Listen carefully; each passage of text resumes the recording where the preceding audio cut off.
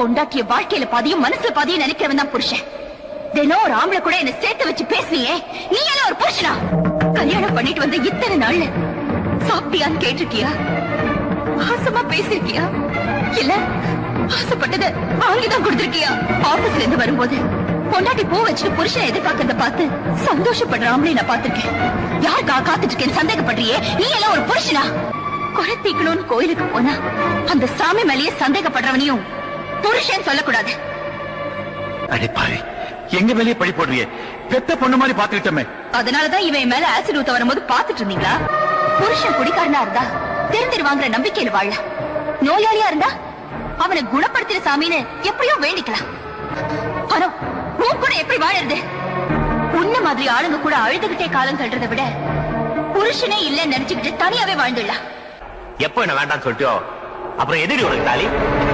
தாலிங்கிறது